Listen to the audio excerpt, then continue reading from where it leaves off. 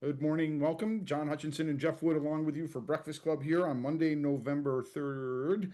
Hope everyone enjoyed their Halloween weekend and remembered to set their clocks back 1 hour, my favorite day of the year.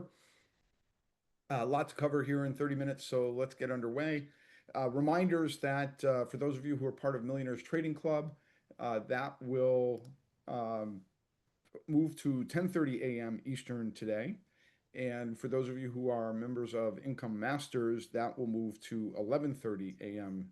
today. So new times for both programs going forward.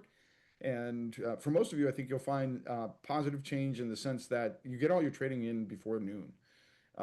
Training, learning, education, whatever we're doing on any particular day. But for really for I think for everyone involved, gives you more time back in the rest of your day. So not only did you just set your clocks back and gain an hour, but we're also giving you more time in your afternoons. So if you attended the AI2 Summit last week, we held a happy hour on Thursday at 4 p.m. and suggested closing the 10 stock momentum portfolio that we gave everyone in September during that summit. I'll cover the results of that here in just a couple of minutes.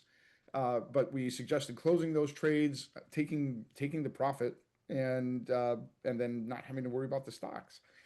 And also announced in that happy hour the AI2 Wealth Conference uh, coming up in at the end of March, March 27th through the 29th in 2026. We'll be holding this one in Dallas, Texas. Hoping this week to be able to announce where we'll be holding it. We have a hotel selected. We're just making sure we have space and availability. This conference is going to be a little bit different, and although it will have a focus on artificial intelligence and the importance of artificial intelligence for stock investors and options traders. Uh, the main focus here will be leveraging stocks and options to create or generate the cash necessary to build a long-term portfolio. So my working thesis here is how to get Wall Street to pay you to build a portfolio of AI2 stocks or other stocks. Much of what I'll be teaching in the fundamental analysis realm during this upcoming conference extends to all stocks. It is not specific to artificial intelligence stocks alone, but our where we are focusing and our attempt to segment AI and AI2 is to identify stocks that have significant potential. And you saw, if you took part in the summit, you saw one of those stocks, a company called Symbotic, stock symbol SYM, which was up 35% in 30 days. And then, so that is a rapid fire gain. And that is what's possible with the stocks that are in this realm.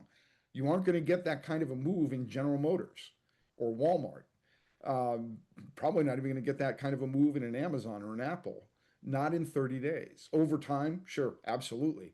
But any investor, and it doesn't matter what age bracket you're in, needs to get exposure to certain or select stocks in this realm as a part or portion of your portfolio. Does not need to be your entire portfolio. So those will be some of the things that we'll be focusing on. We have a new weekly paycheck strategy that Dave has been developing and has been rolling out with Millionaires Trading Club. Uh, that will be one of the key metric or key ways rather that will be teaching people how to use options to generate income, which you can then invest in stocks. And then the corollary, the opposite to that, excuse me, is for stock investors who don't trade options and have no interest in options, which is which is absolutely fine. We'll be focused and talking about how to use stocks to generate the cash to fund a long-term portfolio, much like we just did with the 10 stock momentum portfolio. Now, we only had a $9,000 portfolio operating and a total gain of just under $480 in 1 month, but that's a 5% gain. So as I walk through the results from the summit, if you extrapolate from that the potential you have to generate money different ways and the different ways you can use that money, that is the point of this conference upcoming in March. So With that, I want to take a second and look back at last week because there was a lot happening. Uh, Between last week and this week, we have two of the busier weeks taking place. Uh, Obviously, the Fed was front and center last week. Basically, the Fed whiffed um, on the forward rate cut expectations that Wall Street had, or yeah, had past tense. Uh, but the most important thing that came out of last week was that there was no material change to the forward-looking statement from the Fed. The reason that that is important is the Fed did not say we are not going to cut rates, and the Fed did not say that we will cut rates. The Fed left it ambiguous, which is what they're supposed to do. Historically, that is what the Fed always has done. You have specialists who work at Wall Street firms whose sole job is to read the tea leaves of the Fed, and that's the old Fed. This new Fed is a I don't, they're not necessarily following the same playbook of the Janet Yellens and et cetera, but by leaving the forward guidance in place, they left open the possibility of a December or January or March rate cut. The second thing, and sorry, to finish that point, I do believe that that is one of the key reasons that the market bounced back. If we can go back and look at a chart, but you see that there's a little bit of positive movement, then there was big negative movement, then Powell talked, and there was even more negative movement. But I think the main reason that the market bounced back between Thursday and Friday was because the forward-looking statement did not change. So while Powell may not be committed to a December rate cut, he's not committed and did not rule out any possibility for future rate cuts in 2026. But Wall Street really won't get the read on that until the December Fed meeting when the full committee votes on monetary policy and you get the dot plot, which is the future expectations for rate cuts in not just 2026, but beyond that year. But there's an underlying reason that I think Wall Street is also starting to ignore what the Fed said, and that is that there is a ticking clock on Jerome Powell as the chairman of the Fed, and that ticking clock expires in April.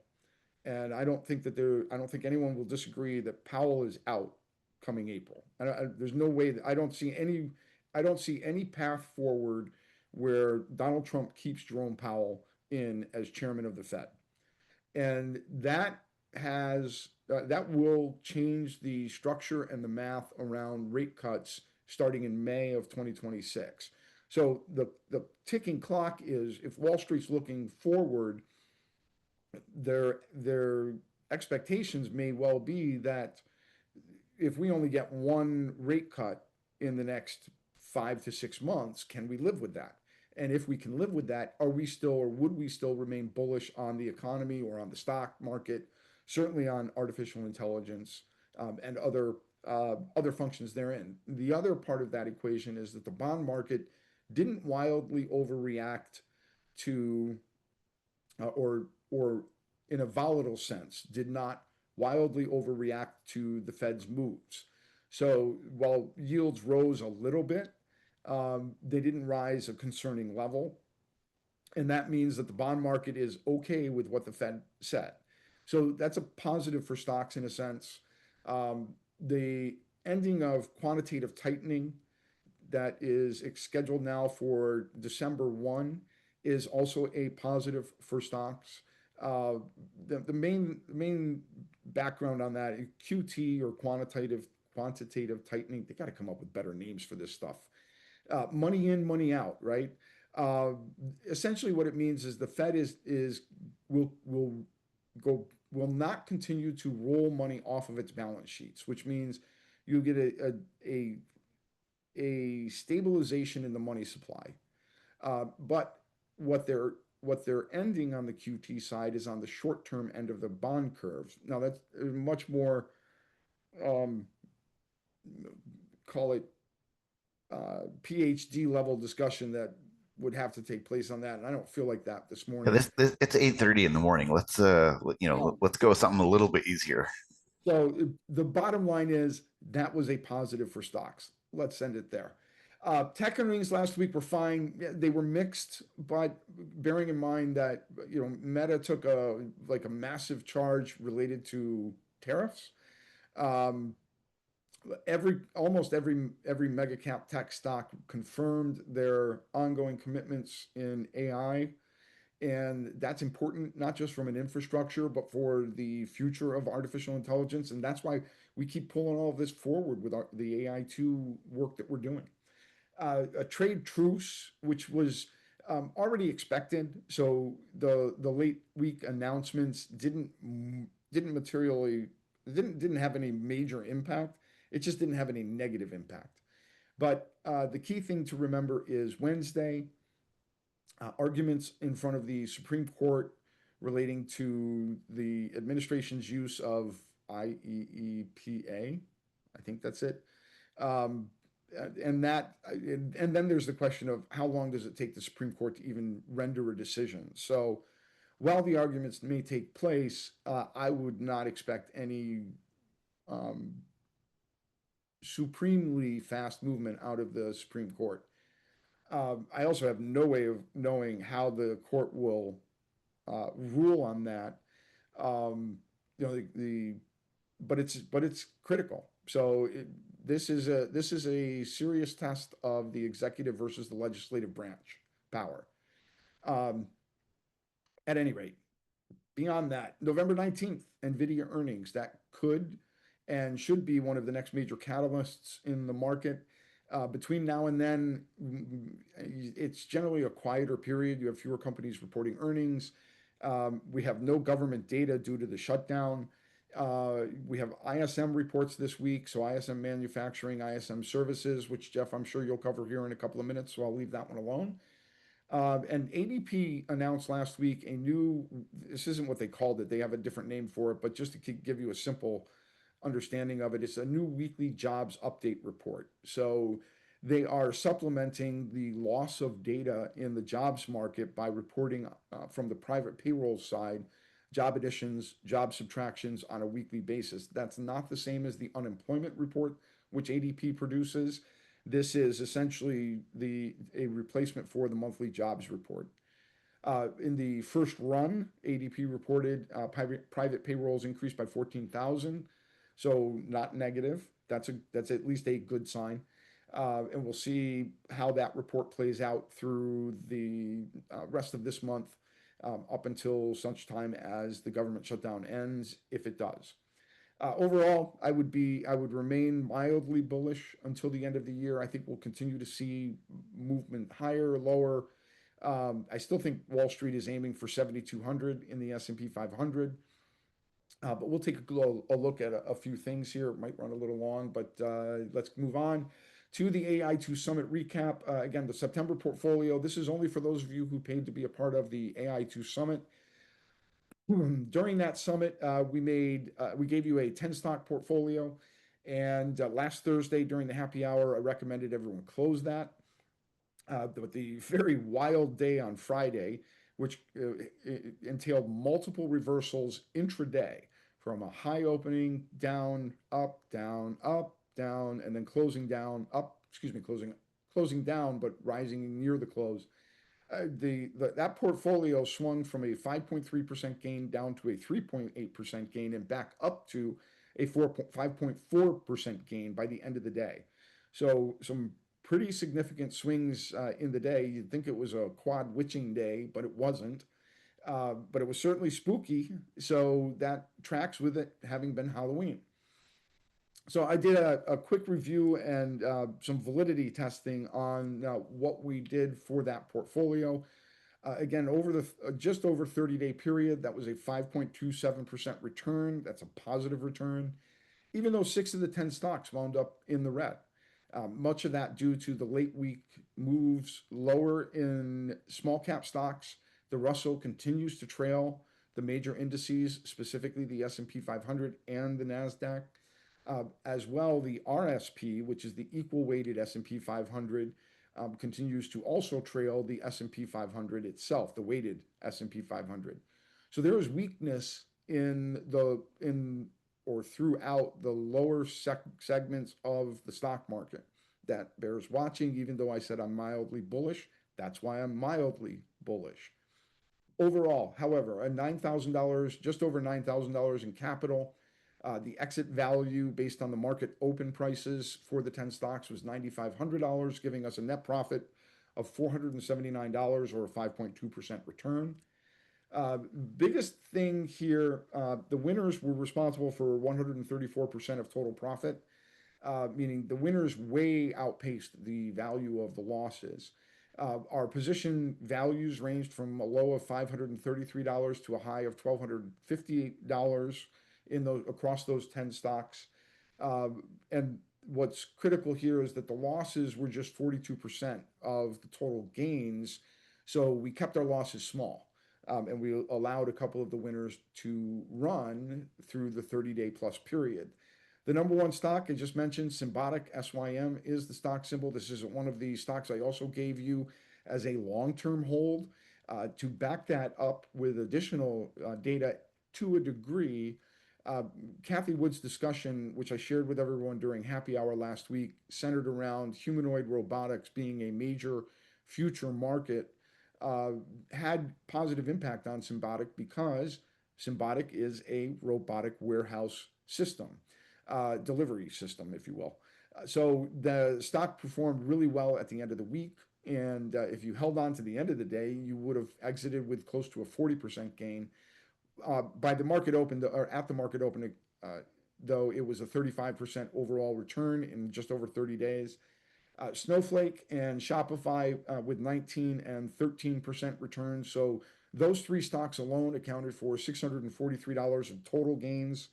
The three losers subtracted $200 total, but the value in the lost positions here was the weighting of capital, meaning using less capital on positions which could be viewed as having more risk, and that paid off because it limited the losses on these three particular stocks. So that helped keep the portfolio profitable. The middle four stocks were, one win, three losses, uh, and just enough to maintain. Oh, hang on just a second. We missed on that. Just leaving everyone in suspense is what Yeah, you're it's gain, and then the screen Bill, goes away. my screen sharing failed. Hang on a second. Let me get back. Try again. There we go. Yeah, all of a sudden screen sharing didn't work. Anyway, so the real value in the overall portfolio in all of the positions was the top of it, the top positions carrying the full weight of the performance. Oh, come on. That is really strange. Okay, so anyway, I'm done. So Jeff, if you want to go ahead and take the screen, my screen sharing keeps failing. So Sure, we'll see if this is going to continue or not. So let's just take a look. it's just me, I guess. Well, I don't know. I mean, I've only gotten to one slide, so we'll see. All right. As John mentioned, we're going to briefly talk about the economic calendar. Just important to note the US government data may be impacted by the shutdown. So there are things that are tentative. There are things that don't exist, that may exist, but don't have the same weight behind them that they used to have. But either way, this is more if you are trading 0 DTEs or even 1 DTEs, you want to definitely make sure that you are aware of what time these reports come out. Except for on Friday when they're all tentative, as these may impact the price of the overall indices here. ISM manufacturing is expected to increase, and manufacturing prices also set to increase. That comes out today at 10 o'clock. As John talked about, there's some private companies, ADP coming out with trying to go through unemployment claims and some of these other reports, since the government can't or hasn't been able to free themselves of the shutdown and report on these things. So we'll get a slew of unemployment data this week. And of course, as Dave once said, and said many a year ago, be careful when the Fed lowers rates, because the reason that they are lowering rates is usually to spur the economy. So question becomes, and we saw this a little bit last week with the Fed governors talking, and as they continue to talk, we have Waller talking later this week. But the question is unemployment really balanced with the market? Do we keep lowering rates to spur growth? We spur growth, then that spurs inflation, or is the unemployment rate currently balanced with where we are today?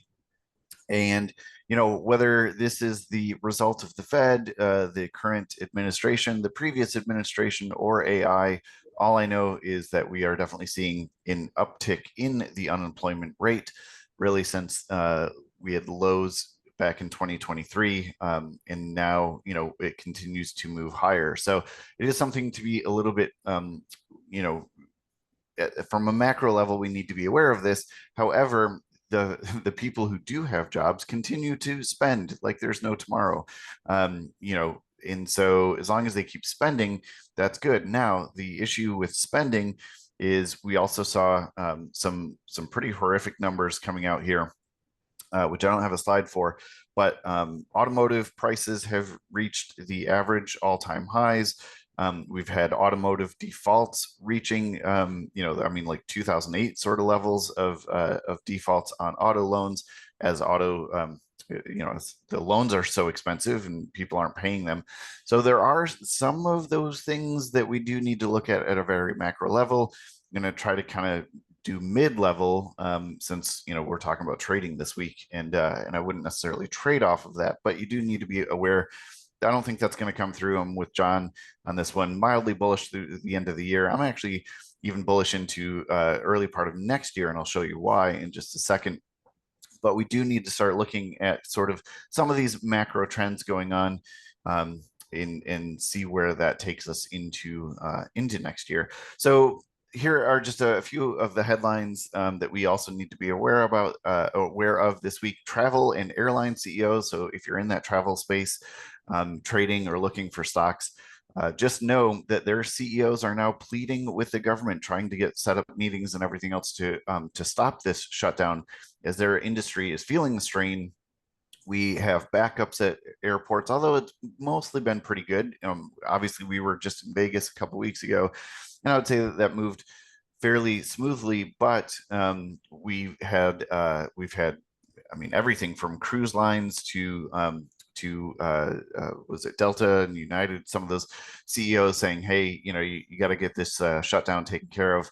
Otherwise, our industries are really going to start feeling the strain as more people are weary about traveling, as TSA agents and things go on. Yeah.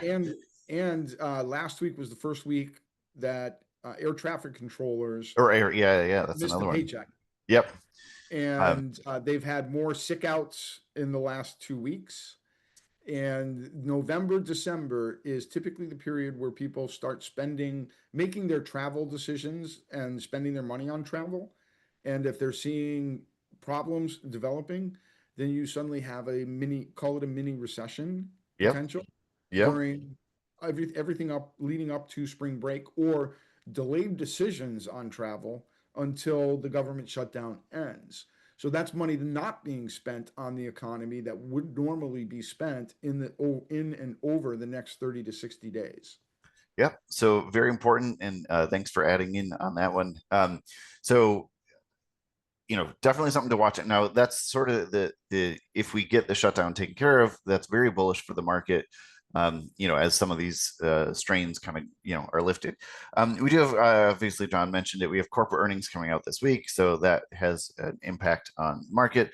The what was really interesting, and again, this is all from headlines from various news sources, Democrat, Republican, all sorts of news sources. I look at everything, but the big beautiful bill, the effect on income taxes starting to come together a little bit, and so we talked about this actually. I did a deep dive on all different sectors that would benefit from the big beautiful bill a while ago. But what we're seeing is some the majority of wealthy Americans. It will impact others. But anyway, the majority of wealthy Americans will see their tax bill drop. And what we know is when Americans have money, they tend to spend, spend, spend. Even wealthy Americans, you can actually see, companies like Tapestry that owns Coach and Kate Spade and some of those, that stock continues to do really well. And so if we see this income tax bill drop early in the year, early in next year, then I would actually look for an increase in spending, and even the mid tiers, lower tier, whatever. Anyone who sees an income tax bill or refund come their way, I think we're going to see spending in the early part of the year that'll help kind of drive prices or help the stock market, fuel for higher gains here. But I would also look for a potential increase in inflation numbers through the first quarter of next year. So again, that's some of those macro events. We'll get into this week in just a second. Tariff war cools, as John mentioned. I thought it was really interesting if you take a deep dive into what that truce really says. China or the US is dropping tariffs on fentanyl, which I thought was, the whole thing of we don't want drugs, in our country, but we're actually dropping tariffs on fentanyl in exchange for China immediately buying more soybeans. So yes, there's obviously more to that deal, but I thought that was a really interesting headline that came on over the week or over the weekend. Yes, there's more AI bubble news, but again, earnings are supporting current prices. I think what you'll see, if anything, is investors are more concerned with continued spending, but not investors aren't concerned with where we are today. It's just when Meta says, hey, we're going to go hire an AI engineer for, what was it, like a $1 billion salary or something like that. That's when investors are saying, hey, your earnings were great, your earnings beat and everything, but well, what's the plan? So again, I will continue to say this. I don't think we're in an AI bubble right now. There's going to be shifts. There's going to be companies that come out on top, just as there was in early 2000s. I don't think this is going to have some mass effect where the market's going to drop 40% or anything like that. But of course, there are going to be some companies that do better over time, in some companies that don't make it through. But again, current prices, while elevated, are being supported by earnings. It's just how much the continued spending happens, and when some of the CEOs say, "Hey, we're going to need to keep spending like this for the next year or two or whatever," and that's when investors are saying, "Hey, I get it, but where's the return on investment?" Kind of. So we'll continue to watch that one, obviously, because the AI stocks are a big part of traders' reserve. So, and then Netflix announced a stock split. So now here's an interesting thing from last week. If you compare new 5-day highs to new 5-day lows, the difference in 5-day highs was negative. This is as of Friday, so this is one day, but I will tell you that the numbers were pretty much like this throughout the week. New 1-month lows on Friday outperformed or outpaced the new highs. New 3-month lows on Friday, and remember, Friday had, as John mentioned, a lot of intraday reversals, but Friday was a good day. It even gapped up higher and everything else. More 6-month new lows, more 52-week new lows, and more year-to-date new lows on Friday. So this is very interesting because the market's going higher, or we actually did have an up week in the SPX or the S&P 500, but yet we're seeing across 5,200 stocks more new 5-day lows than highs, more 1-month lows than highs, and everything else. So why is that? Well, let's take a narrower look at the S&P 500 and stocks trading above the 20-day moving average, which we typically watch in Breakfast Club. And you can see only 39% of stocks in the S&P 500 are trading above their 20-day moving average. And actually, this number is lower. So anything with a little red minus means that this number went lower on the week. And if you see, every single sector within the S&P 500 actually had more stocks trading under their 20-day moving average than the previous week. So the sentiment, the sort of movement underneath everything was definitely, it was a rough week, even though the S&P 500 gained almost 1%. And so that's what we have right here. S&P almost gained 1%. Now, consumer discretionary gained, industrials gained just a little bit, communication services had a 5-day gain, and information technology had a 5-day gain. So when those sectors have more stocks trading or moving underneath their 20-day moving average, but they still have gains for the week, how can we explain that? And that is, well, this is consumer discretionary. So Amazon and Tesla, huge 5-day change gains, and actually the Amazon, was plus 8.92% over the last 5 days. Pretty much all of that came from Friday. Was it Friday? And then, Tesla had gained. But if you actually see in the consumer discretionary, we only had 1, 2, 3, 4, 5, whatever, less than 10 stocks that actually hit a 5-day gain. And this list just keeps going and lower and lower and lower. So there's a lot more stocks within that sector that had losses. So consumer discretionary, based on weighting of stocks within the sector and due to earnings, consumer discretionary actually had a positive week, even though majority of stocks did not have a positive week, and we had more stocks trading under the 20-day moving average than we did the previous week. So again, that's that sentiment where we need to be a little bit cautious about where we are. Now, information technology, let me go back to, 2 slides. Information technology down here did gain about 3%. So it was the best gainer of the week. And if we move ahead, this one actually makes a little bit more sense. So we do have a stronger sector in information technology. Yes, we did have some that outpaced, some winners that outpaced everything else. Teradyne, Palantir, NVIDIA, so some of the, First Solar, again, a lot of these were earnings plays, but this entire top part of the list all seeing 5-day gains. So information technology, even though we had more stocks trading under their 20-day moving average than the previous week, the information technology was close to that 80% the previous week. Now we're down to about 60% trading above their 20-day moving average. So it showed a negative, but I would still say that this is the strongest sector to be in for this week. Now, if we look at the S&P 500 chart, one of the things that we do is we look at Heiken Ashi candles. Heiken Ashi candles help smooth out the trend. When it is a red candle, simplicity of this as red candle is expecting pullback. Green candles, you're in a bullish move. But again, over the last 3 months, we are definitely seeing a continued uptrend. We are just seeing 2 red Heiken Ashi candles that happened Thursday and Friday. Now, the good news is on Friday, this is a bit of a doji. You have a higher wick, you have a lower wick. On red candle days, what you want to see, no upper wick. When there's an upper wick, that's indecision. On green candle days, you want to see no lower wick.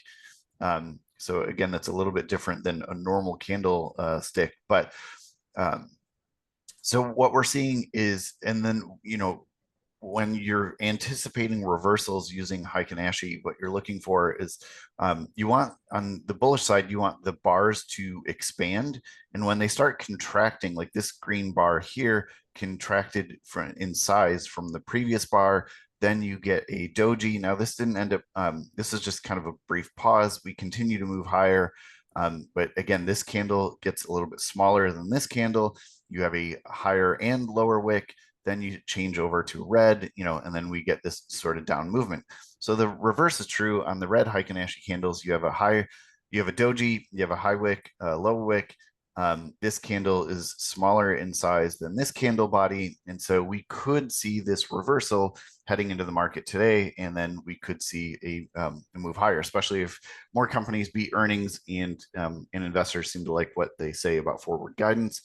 And again, over, over the last 3 months, we had what, 4 red bars, 2 red bars, 2 red bars, 3 red bars, two. So it wouldn't be uncommon to have 2 red bars and then flip back to green for the rest of the week.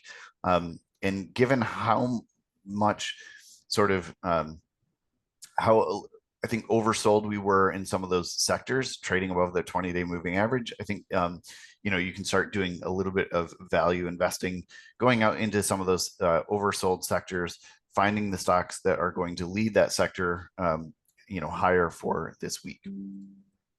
So that is not the chart that is supposed to be there. Ignore that one, and yeah, that one's old. So that's where we're going to leave it. Is there. And let me just bring up really quick this one. So, again, anything trading underneath 20 would be these oversold sectors. So I would start looking, I think real estate, there's a couple of stocks that might be interesting. Real estate is a little bit more defensive. So if we start pushing higher, based on earnings and everything else, then real estate might sit sort of low for another week or two. Same with utilities being a little bit more on the more defensive side. So given that we don't really have anything above 80, we don't really, the defensive sectors are the ones that are kind of below 20. If we start having some bullish momentum for the week, I would continue looking at the strongest sector, which would be information technology. And healthcare, or I'm sorry, industrials was a little bit interesting to me. And consumer discretionary, I think, could move higher as well this week. You just got to find the right stocks within those sectors. John, that is it. I know we're over, so I will stop it there. No problem. Looks like it's a quick check of the futures are positive for the S&P, positive for the Nasdaq, lower for the Dow, lower for the Russell. So a mixed day at the open. Nasdaq looks to have a pretty strong opening, greater than 0.5%. So we'll see how that translates. And as you just pointed out on the tech side, information technology. So not a surprise, the Nasdaq's up heading into the market open. So a reminder, MTC, Millionaires Trading Club, 10:30 a.m. today. Income Masters, 11:30 a.m. today. Those are permanent time changes. So good luck with your trading today. We'll see you in one or other or both of those. And then AI2 Insiders, 4 p.m. this afternoon with me here, in the AI2 Insiders room. So I will see you folks who are part of that a little bit later this afternoon. Outside of that, hope you enjoy your Monday, and we will see you again Wednesday morning at 8:30 a.m.